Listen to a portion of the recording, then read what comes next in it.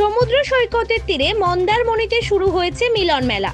এদিন পূর্ব মেদিনীপুর জেলার রামনগর 2 নম্বর ব্লকের ও মন্দারমণিতে চিস্তিয়া মিলন মেলা কমিটির উদ্যোগে আয়োজিত হয়েছে সর্বধর্ম সমন্বয় সভা ও মিলন মেলা।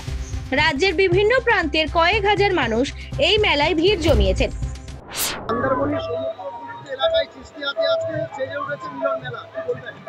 দেখুন, এই মিলন মেলাটা হচ্ছে ভাতৃত্বের মিলন মেলা, সৌহার্দ্যের মিলন মেলা, যেটা আমার ঠাকুর যিনি ছিলেন হযরত খাজা সৈয়দ শাহ সাজুদ্দিন আহমেদ চিশতি, যাকে আমাদের ভাষায় পীর মুর্শিদ বলি, উনি এই দিনে দেহত্যাগ করেছিলেন। এই দেহত্যাগ উপলক্ষে এই দিনটাতে আমরা উরুস উদযাপন করি।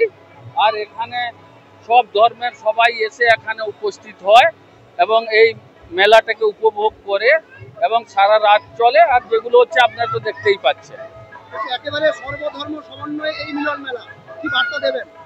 দেখুন, এখন যে বার্তা দিতে চাই আমি, বর্তমান যে পরিস্থিতি যে চলছে সমাজে, দেশে, রাজ্যে, সে দিক থেকে বলতে গেলে আমার গুরুদেব যে শিক্ষা দিয়ে গেছেন, সর্বজাতি মিলে যে সমন্বয়, ধর্ম, এখানে ধর্মকরণ বা এরকম কিছু ব্যাপার নেই।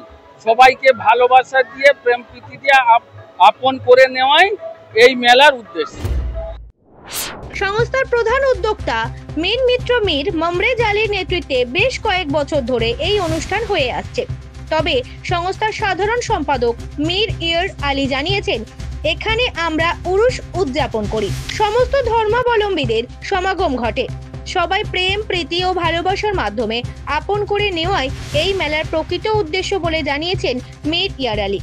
পূর্ব মেদিনীপুর থেকে মনোজ গিরের রিপোর্ট, জেলার বার্তা।